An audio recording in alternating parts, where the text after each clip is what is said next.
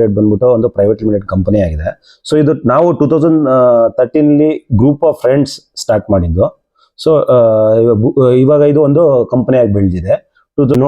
ನೋಡ್ತಾ ಇರ್ಬೋದು, ಇಲ್ಲಿ ಗೋಟ್ ಮಿಲ್ಕ್ ಮತ್ತೆ goat milk by products manufacture ಆಗುತ್ತೆ. Like goat milk, goat cheese, goat yoghurt, goat ghee ಎಲ್ಲ goat milk product, goat dairy. So ಈ ಪ್ರಾಡಕ್ಟ್ ನ ಮ್ಯಾನುಫ್ಯಾಕ್ಚರ್ ಅದು ಒಂದು 200 ಲೀಟರ್ಸ್ ವರೆಗೂ ಸೇಲ್ ಆಗುತ್ತೆ monthly all over Bangalore. So ನಾವು ಫಾರ್ಮರ್ಸ್ ಜೊತೆನೂ ಟೈಅಪ್ ಆಗಿದೀವಿ. ಅವ್ರ ಜೊತೆ ಟೈಅಪ್ ಆಗಿ ಅವ್ರಿಗೆ ಮರಿಗಳು ಕೊಟ್ಟಿದ್ದೀವಿ, ಬೀತಲ್ ಮರಿಗಳು. ಅವರು ನಮ್ಮ ಹತ್ರ ಮರಿಗಳು ತಗೊಂಡು ಮಿಲ್ಕ್ ಪ್ರೊಕ್ಯೂರ್ ಮಾಡಿ ನಮಗೆ ಮಿಲ್ಕ್ ಸೇಲ್ ಮಾಡ್ತಾರೆ.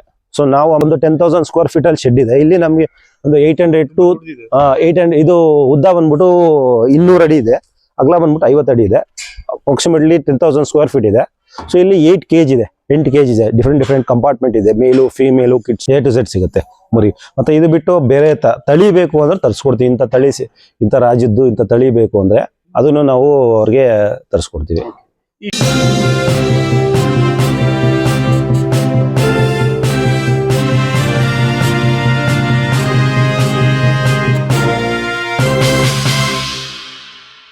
ಸರ್ ನಮಸ್ತೆ. ನಮಸ್ತೆ ಸರ್. ವಿಸ್ತಾರ ಗುಡ್ ಫಾರ್ಮ್ ಬಗ್ಗೆ ಸಾಕಷ್ಟು ಕೇಳಿದ್ವಿ. ಹೇಗಿದೆ ಇದು, ಹೆಂಗ್ ಸ್ಟಾರ್ಟ್ ಆಯ್ತು, ಎಲ್ಲಿದೆ, ಏನೇನೆಲ್ಲ ಇದೆ ನಿಮ್ಮ ಫಾರ್ಮ್ ಅಲ್ಲಿ, ಏನಾದ್ರು ವಿವರಿಸಬಹುದಾ? Sure sir. Sir Vistara farms private limited ಬಂದ್ಬಿಟ್ಟು ಒಂದು ಪ್ರೈವೇಟ್ ಲಿಮಿಟೆಡ್ ಕಂಪನಿ ಆಗಿದೆ. ಸೊ ಇದು ನಾವು 2013 ಗ್ರೂಪ್ ಆಫ್ ಫ್ರೆಂಡ್ಸ್ ಸ್ಟಾರ್ಟ್ ಮಾಡಿದ್ದು. ಸೊ ಇವಾಗ ಇದು ಒಂದು ಕಂಪನಿ ಆಗಿ ಬೆಳೆದಿದೆ. 2013 ಅಲ್ಲಿ ಸ್ಟಾರ್ಟ್ ಮಾಡಿದ್ದು, 2016 ಅಲ್ಲಿ ಇನ್ಕಾರ್ಪೊರೇಟೆಡ್ ಆಯ್ತು ಪ್ರೈವೇಟ್ ಲಿಮಿಟೆಡ್ ಕಂಪನಿಯಾಗಿ. ಸೊ ನಮ್ದು ಮೇನ್ ಫಾರ್ಮ್ ಬಂದ್ಬಿಟ್ಟು ಮಳವಳ್ಳಿ ಇದೆ, ಮಳವಳ್ಳಿ ಗಾಜನೂರಲ್ಲಿ ಇದೆ. ಸೊ ಅಲ್ಲಿ ನಮ್ದು ಹಾಲಿನ ಉತ್ಪನ್ನವಾಗಿ ಮೇಕೆ ತಳಿಗಳನ್ನ ಇಟ್ಕೊಂಡಿದೀವಿ. ಲೈಕ್ ಬೀತಲ್ ಅಂತ ಒಂದು ತಳಿ ಬರುತ್ತೆ, ಪಂಜಾಬ್ ತಳಿ. ಸೊ ಅದನ್ನ ಮಳವಳ್ಳಿಲಿ ಸಾಕಿದೀವಿ.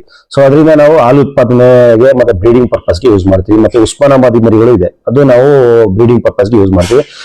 ಈ ತಳಿಗಳು ಬರೀ ನಾವು ಮಳವಳ್ಳಿ ಇರೋದು. ಅದ್ಬಿಟ್ಟು ಶಂಶೆಟ್ಟಿಪುರ ಮತ್ತೆ ಬನ್ನೂರ್ ಹತ್ರನ ಒಂದು 2 ಫಾರ್ಮ್ ಇದೆ. ಅದು ಬಿಟ್ಟರೆ ಬೆಂಗಳೂರು ನಿಯರೆಸ್ಟ್ ಬಂದು ತಾವರೆಕೆರೆಯಲ್ಲಿ ನಮ್ದು ವಿಸ್ತಾರ ಗೋಟ್ ಅಂಡ್ ಶೀಪ್ ಟ್ರೇಡರ್ಸ್ ಅಂತ ಲೊಕೇಟ್ ಆಗಿದೆ. ಇಲ್ಲಿ ನಾವು ಟ್ರೇಡಿಂಗ್ ಆಕ್ಟಿವಿಟಿ ಮಾಡ್ತೀವಿ. ಲೈಕ್ ಮರಿಗಳು ವೀಕ್ಲಿ ಬೇಸಿಸ್ ನಮ್ಮ 500 to 600 ಮರಿಗಳು ಬರುತ್ತೆ. ಸೊ ಎಲ್ಲಾ ತರ ಪರ್ಪಸ್, ಲೈಕ್ ಕಟಿಂಗ್ಗೆ, ಸಾಕೋದಕ್ಕೆ, ಬ್ರೀಡಿಂಗ್ಗೆ ಎಲ್ಲಾ ತರ ತಳಿಗಳು ಬರುತ್ತೆ. ನಮ್ಮ ಹತ್ರ ಒಂದು 15 to 16 ತಳಿಗಳು ಬರುತ್ತೆ, ಶೀಪ್ಸ್ ಮತ್ತೆ ಗೋಟ್ಸ್ ಎಲ್ಲ. ಸೊ ಇಲ್ಲಿ ಡೈಲಿ ಬೇಸಿಸ್ ಸೇಲ್ಸ್ ಆಗುತ್ತೆ. ಬೆಳಗ್ಗೆ 9 to 6 ಪ್ರತಿದಿನ ಓಪನ್ ಇರುತ್ತೆ. ಸೊ ಇಲ್ಲಿ ಮರಿಗಳು ಬೇಕಾಗಿರೋರು ಬರ್ತಾರೆ, ಬೇಕಾಗಿರೋ ಮರಿಗಳು ತಗೊಂಡೋಗ್ತಾ ಇರ್ತಾರೆ. ಸೊ ವೀಕ್ಲಿ ಅಪ್ರಾಕ್ಸಿಮೇಟ್ಲಿ 400 to 500 ಮರಿಗಳು ಸೇಲ್ ಆಗ್ತಾ ಇರ್ತವೆ, ಮೂವ್ಮೆಂಟ್ ಆಗ್ತಾ ಇರ್ತದೆ. ಹೇಗೆ ತೋರಿಸಬಹುದು ನಿಮ್ಮ ಫಾರ್ಮ್? ಶೋರ್ ಸರ್, ಬನ್ನಿ ಸರ್. ಸೊ ಇನ್ನು ವಿಸ್ತಾರ ಫಾರ್ಮ್ಸ್ ಅಂಡರ್ ಅಲ್ಲಿ 3 ಬ್ರ್ಯಾಂಡ್ ಇದೆ. ಲೈಕ್ ಫಸ್ಟ್ ಬಂದ್ಬಿಟ್ಟು ಬಾಸ್ತಾ ಅಂತ ಇದೆ. ಬಾಸ್ತಾ ಬಂದ್ಬಿಟ್ಟು ನೀವು ನೋಡ್ತಾ ಇರ್ಬೋದು, ಇಲ್ಲಿ ಗೋಟ್ ಮಿಲ್ಕ್ ಮತ್ತೆ goat milk by products manufacture ಆಗುತ್ತೆ. Like goat milk, goat cheese, goat yoghurt, goat ghee ಎಲ್ಲ goat milk product, goat dairy. So ಈ ಪ್ರಾಡಕ್ಟ್ ನ ಮ್ಯಾನುಫ್ಯಾಕ್ಚರ್ ಟೋಟಲ್ ಒಂದು 12 ಪ್ರಾಡಕ್ಟ್ ಇದೆ sir. Cheese, yoghurts, kefir, ghee, butter. So ಈ ಎಲ್ಲಾನು ಬ್ಯಾಂಗ್ಳೂರಲ್ಲೇ manufacture ಮಾಡಿ ಬ್ಯಾಂಗ್ಳೂರಲ್ಲೇ ಸೇಲ್ ಮಾಡ್ತೀವಿ. ಸೊ ಇದೆಲ್ಲ ನಮ್ದು ವೆಬ್ಸೈಟ್ ಇದೆ, ಓನ್ ವೆಬ್ಸೈಟ್ basta.co.in ಅಂತ. ಸೊ ಆ ವೆಬ್ಸೈಟ್ ಅಲ್ಲಿ ಆರ್ಡರ್ ಮಾಡಬಹುದು. ನಮ್ದೇ ಓನ್ ಕಸ್ಟಮರ್ಸ್ಗೆ ಡೆಲಿವರಿ ಮಾಡ್ತೀವಿ ನಾವು. ಸೊ ನಾವು ಯಾವುದೇ ರೀತಿ ರಿಟೇಲ್ ಸದ್ಯಕ್ಕೆ. ಸೊ ನಮ್ದು ಓನ್ ಕಸ್ಟಮರ್ಸ್ಗೆ ನಾವು ಹೋಮ್ ಡೆಲಿವರಿ ಕೊಡ್ತೀವಿ ಆಲ್ ಓವರ್ ಬ್ಯಾಂಗ್ಳೂರ್. ಅಂದಾಜು ಎಷ್ಟು ಇದು ಮಾಡ್ತಾ ಇದ್ದೀರಾ ಸರ್ ಓವರ್ ಆಲ್? ಸೊ ಏನ್ ಹೇಳಿ, ಮಿಲ್ಕಾ? ಮಿಲ್ಕ್ ಆಗ್ಲಿ ಅಥವಾ ಈ ತರದ ಪ್ರಾಡಕ್ಟ್ಸ್ ಗಳಾಗ್ಲಿ? ಸರ್ ಇದು ಅಂದಾಜು ಒಂದು 200 ಲೀಟರ್ಸ್ ವರೆಗೂ ಸೇಲ್ ಆಗುತ್ತೆ monthly all over Bangalore. So ನಾವು ಫಾರ್ಮರ್ಸ್ ಜೊತೆನೂ ಟೈಅಪ್ ಆಗಿದೀವಿ.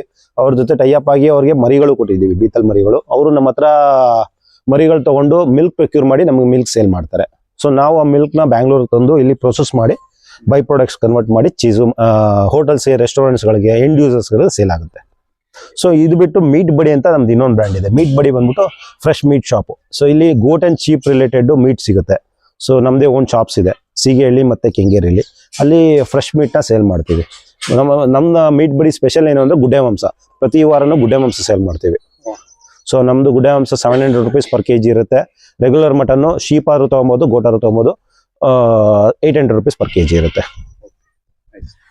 ಈಗ ಹೇಗೆ ಟ್ರೇಡಿಂಗ್ ನಡೆಯುತ್ತೆ ಅನ್ನೋದನ್ನ ಇದು ಮಾಡಬಹುದು. ಸೊ ಇಲ್ಲಿ ಇರೋದು ಜಾಗ ಸರ್, ಇದು ನಮ್ಮ ಫಾರ್ಮ್. ಇದು ಟ್ರೇಡಿಂಗ್ ಆಕ್ಟಿವಿಟಿ ಲೊಕೇಶನ್ ಬಂದ್ಬಿಟ್ಟು ತಾವರೆಕೆರೆ, ವರ್ತೂರ್ ಅಂತ, Magadi main road, Nelamangala route.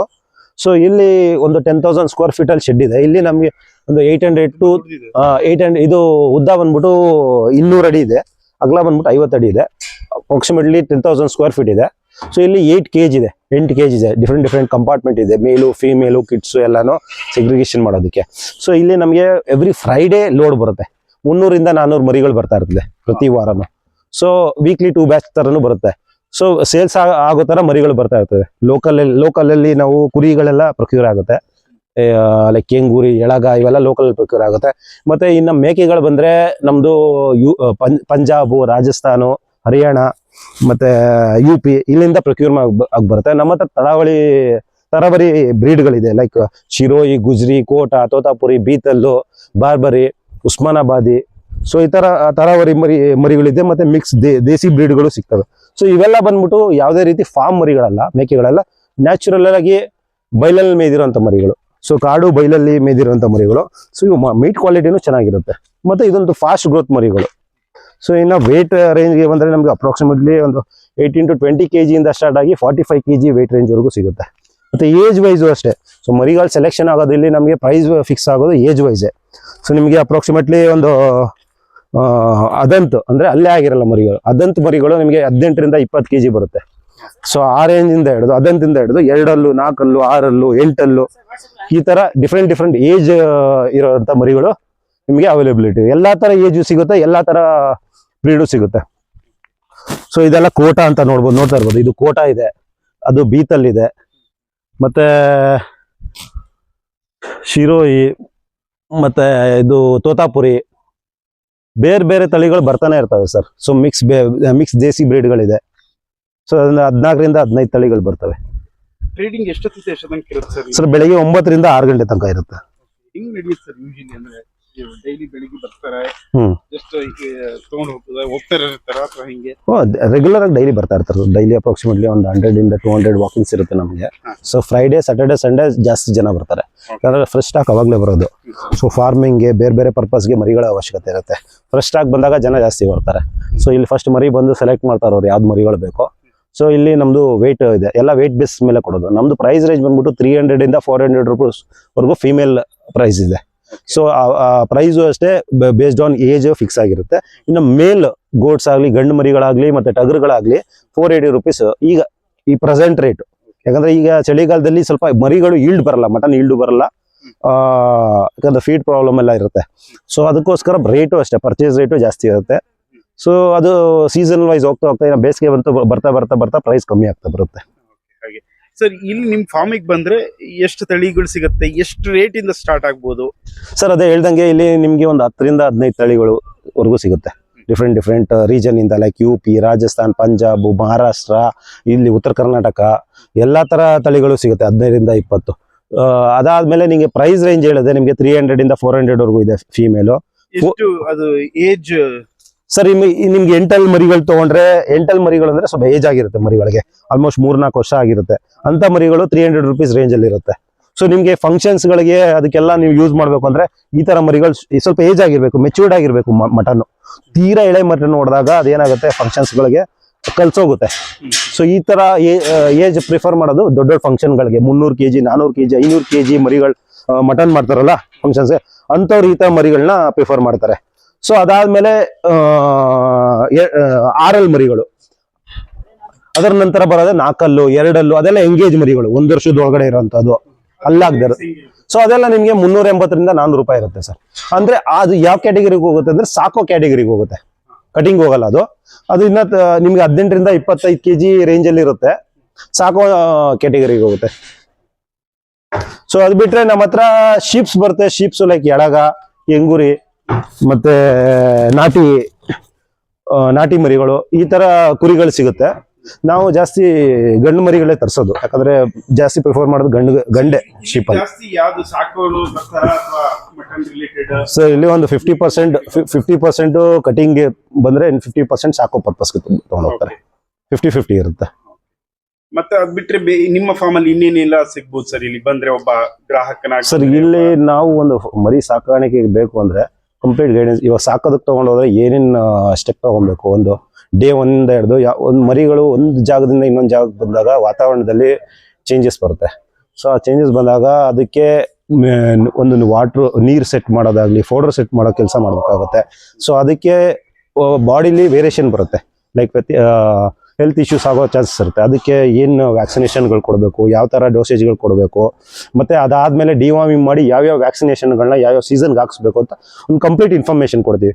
ಮತ್ತು ಅದು ನಾವಿಲ್ಲಿ ಏನು ಫೀಡ್ ಕೊಡ್ತಾ ಇದ್ದೋ ಆ ಫೀಡ್ ಸ್ಟ್ರಕ್ಚರ್ನೇ ಅಲ್ಲೂ ಕೊಡ್ತೀವಿ ನಾವು. ಯಾಕಂದ್ರೆ ಅದನ್ನೇ ಕಂಟಿನ್ಯೂ ಮಾಡ್ಕೊಬೇಕು. ಫೀಡಲ್ಲಿ ಚೇಂಜಸ್ ಆದರೂ ಬಾಡಿಲೂ ಚೇಂಜಸ್ ಆಗುತ್ತೆ ಮರಿಗಳಲ್ಲಿ. ಸೊ ಅದರ ಒಂದು ಇನ್ಫಾರ್ಮೇಷನ್ದು ಕ್ಯಾಟ್ಲಾಗ್ ಕೊಡ್ತೀವಿ ಕಸ್ಟಮರ್ಸ್ಗೆ, ಯಾವ ಸಾಕೋದಕ್ಕೆ ತೊಗೊಂಡು ಹೋಗ್ತಾ ಇದ್ದಾರೆ ಅಂತ ಕಸ್ಟಮರ್ಸ್ಗಳಿಗೆ. ಅದು ಬಿಟ್ಟು ನಮ್ಮ ಹತ್ರ ಒಣಮೇವು ಅವೈಲಬಿಲಿಟಿ. ಇವಾಗ ತುಂಬ ಕಡೆ ಒಣಮೇವು ಸಿಗಲ್ಲ. ಇವಾಗ ಮೇಜರು ಒಂದು ಮರಿ ಬೆಳವಣಿಗೆಗೆ ಬೇರೆ ಪ್ರಾಂತ್ಯಕ್ಕೆ ಹೋದ್ರು ಚೆನ್ನಾಗಿರ್ಬೇಕು ಅಂದರೆ ಒಣಮೇವು ತುಂಬ ಅವಶ್ಯಕತೆ ಆಗುತ್ತೆ. ಹಸಿಮೇವು ಕೊಟ್ಟಾಗ ಡೈಜೆಷನ್ ಆಗಲ್ಲ, ಒಣಮೇವು ಡೈಜೆಷನ್ ಚೆನ್ನಾಗಾಗುತ್ತೆ. ಹಸಿಮೇವಿಂದ ಲೂಸ್ ಮೋಷನ್ ಆಗೋ ಚಾನ್ಸಸ್ ಇರುತ್ತೆ, ಮರಿ ಡೆತ್ ಆಗೋ ಚಾನ್ಸಸ್ ಇರುತ್ತೆ. ಹಸಿಮೇವು ಜಾಸ್ತಿ ಕೊಡಬಾರ್ದು. ಸೊ ಇದರಿಂದ ಒಣಮೇವು ನಾವೇ ಇಟ್ಕೊಂಡಿರ್ತೀವಿ, ಒಣಮೇವು ಸೇಲ್ ಮಾಡ್ತೀವಿ ನಾವು. ಕಸ್ಟಮರ್ಸ್ ಮರಿ ಯಾರು ತೊಗೊತಾರೋ ಅವ್ರಿಗೆ ಒಣಮೇವನ್ನು ಕೊಡ್ತೀವಿ. ಲೈಕ್ ಸೋಯಾ ಒಟ್ಟು, ರಾಗಿ, ತೊಗರಿ ಒಟ್ಟು, ಮತ್ತು ಜೋಳ, ಆ ಥರ ತರಕಾರಿ ಮೇವುಗಳನ್ನ ಕೊಡ್ತೀವಿ ನಾವು. ಎಷ್ಟು ತರ ಅಂದ್ರೆ ಎಷ್ಟು ಕಡೆಗೆ ಈ ತರದ್ದು ನೀವು ಫೆಸಿಲಿಟೀಸ್ ನ ಇದು ಮಾಡಿರ್ಬೋದು ಇಲ್ಲಿ ತನಕ? ಸೊ ಸದ್ಯಕ್ಕೆ ಈಗ ಟ್ರೇಡಿಂಗ್ ಆಕ್ಟಿವಿಟಿ ಇಲ್ಲಿ ನಡೀತಾ ಇದೆ. ನೆಕ್ಸ್ಟ್ ನಾವು ಪ್ಲಾನ್ ಮಾಡ್ತಾ ಇದೀವಿ ಹೊಸೂರಲ್ಲಿ, ಹೊಸೂರು ಕಡೆ ಒಂದು ಪ್ಲಾನ್ ಮಾಡ್ತಾ ಇದ್ದೀವಿ. ಇನ್ನು ಮಳವಳ್ಳಿಲಿ ಬ್ರೀಡಿಂಗ್ ಆಕ್ಟಿವಿಟಿ ಆಗುತ್ತೆ, ಅಲ್ಲಿ ಮರಿಗಳು ಸಾಕಾಣಿಕೆ ಆಗುತ್ತೆ. ಅಲ್ಲಿ ಕಟ್ಟಿಂಗ್ ಆಗಲಿ ಸೇಲಿಂಗ್ ಆಗಲಿ ಆಗಲ್ಲ, ಬ್ರೀಡಿಂಗ್ ಅಷ್ಟೇ. ಮರಿ ಉತ್ಪಾದನೆ ಆಗುತ್ತೆ ಮತ್ತೆ ಹಾಲು ಉತ್ಪಾದನೆ ಆಗುತ್ತೆ ಅಲ್ಲಿ. ನಿಮ್ಮಿಂದ ಇಲ್ಲಿಂದ ತಗೊಂಡೋಗಿರೋ ಮರಿಗಳನ್ನ ಹೆಂಗ್ ಸಾಕ್ತಿದ್ದಾರೆ ಏನಾದ್ರು? ಸರ್ ನಮ್ಗೆ ಇನ್ಫಾರ್ಮೇಶನ್ ಬರುತ್ತೆ, ಯಾಕಂದ್ರೆ ಫೋನ್ ಮಾಡ್ತಾ ಇರ್ತಾರೆ. ಹೆಲ್ತ್ ಇಶ್ಯೂಸ್ ಆದಾಗ ಫೋನ್ ಮಾಡ್ತಾರೆ, ಮತ್ತೆ ಅವ್ರು ತಗೊಂಡೋಗಿ ಮತ್ತೆ ಮರಿಗಳು ಬೇಕಾದಾಗ ಬರ್ತಾರೆ. ನಮ್ಮ ಹತ್ರ ರಿಪೀಟೆಡ್ ಕಸ್ಟಮರ್ಸ್ ತುಂಬಾ ಜನ ಇದ್ದಾರೆ. ಸೊ ನಮ್ಮ ಹತ್ರ ಅಪ್ರಾಕ್ಸಿಮೇಟ್ಲಿ ಒಂದು 4 ರಿಂದ 5 ಟೈಮ್ ರಿಪೀಟ್ ಆಗಿರೋ ಕಸ್ಟಮರ್ಸ್ಗಳು.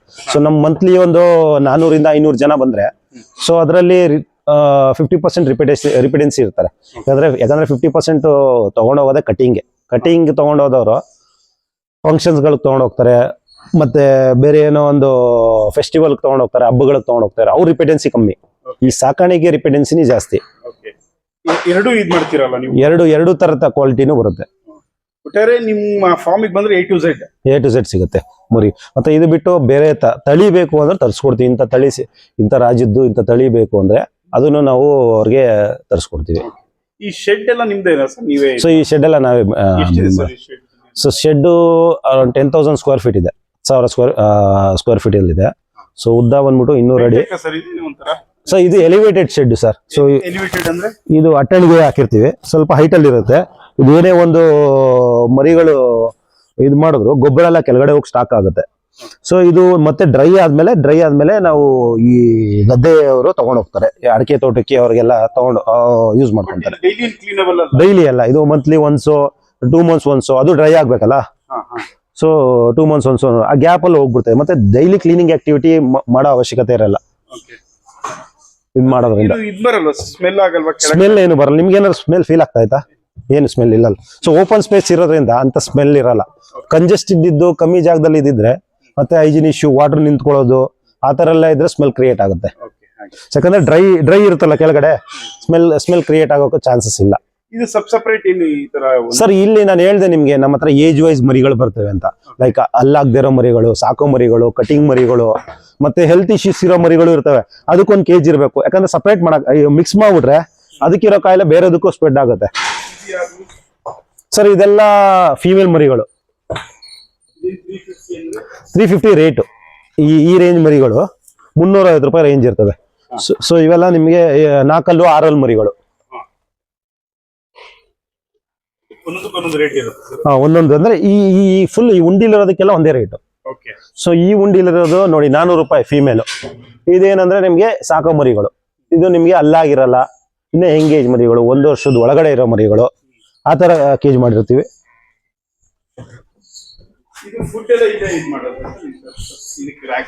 ಹೌದು ಸರ್, ಇಲ್ಲಿ ಇದು ಕ್ಲೀನ್ ಮಾಡ್ಕೊಂತಾರೆ ಬೆಳಗ್ಗೆ ಬಂದಿದ ತಕ್ಷಣ. ಕ್ಲೀನ್ ಮಾಡ್ಕೊಂಡು ಬೆಳಗ್ಗೆ 7 ಗಂಟೆಗೆ ಸ್ಟಾರ್ಟ್ ಮಾಡ್ತಾರೆ, ಕಾನ್ಸಂಟ್ರೇಟ್ ಫೀಡ್ ಕೊಡ್ತಾರೆ. ಸೊ ಅದಾದ್ಮೇಲೆ 9 ಗಂಟೆಗೆ ಒಣಮೇವು ಕೊಡ್ತೀವಿ. ಸೊ ಅದಾದ್ಮೇಲೆ 11 ಗಂಟೆಗೆ ಇನ್ನೊಂದ್ಸಲಿ ಕಾನ್ಸಂಟ್ರೇಟ್ ಫೀಡ್ ಕೊಡ್ತೀವಿ. 4 ಸಲ ಫೀಡ್ ಆಗುತ್ತೆ. ತಿರ್ಗಾ ಈ ಮಧ್ಯಾಹ್ನ ಒಂದ್ಸಲಿ 3 ಗಂಟೆಗೆ, ಮತ್ತೆ ಈವ್ನಿಂಗ್ 5 ಗಂಟೆಗೆ ಒಂದ್ಸಲಿ ಒಣಮೇವು ಕೊಟ್ಟು ಕ್ಲೋಸ್ ಮಾಡ್ತಾರೆ. ನೀರ್ ಕೂಡ ಏನೋ ಫೆಸಿಲಿಟಿ ಇದೆ? ಹೌದು ಸರ್, ಇದು ಬೌಲ್ ಇರುತ್ತೆ. ಫ್ರೆಶ್ ವಾಟರ್ ಬೇಕು ಅಂದ್ರೆ ಅದು ಬರುತ್ತೆ. ಸೊ ಆ ಬೌಲಿಂದ ಫ್ರೆಶ್ ವಾಟರ್ ಅದು ಬೇಕಾದಾಗ ಕುಡಿತಿದೆ. ಯಾಕಂದ್ರೆ ಸ್ಟೋರ್ ಮಾಡಿ ಇಡಕ್ ಆಗಲ್ಲ ಫ್ರೆಶ್ ವಾಟರ್, ಇದು ವಾಟರ್ನ. ಇವಾಗ ಅದು ಗಲೀಜ್ ಮಾಡ್ತಾನೆ ಇರ್ತಿದೆ. ಹೌದು, CCTV ಎಲ್ಲ ಇದೆ ಸರ್ ಇಲ್ಲಿ. ಸೊ ಅದು ಬಿಟ್ರೆ ಇದಕ್ಕೆ ಟ್ರೀಟ್ಮೆಂಟ್, ಮೆಡಿಟೇಷನ್ ಸಪ್ರೇಟ್ ನಮ್ಮ ಆಫೀಸಲ್ಲಿ ನೋಡ್ಬೋದು ನೀವು.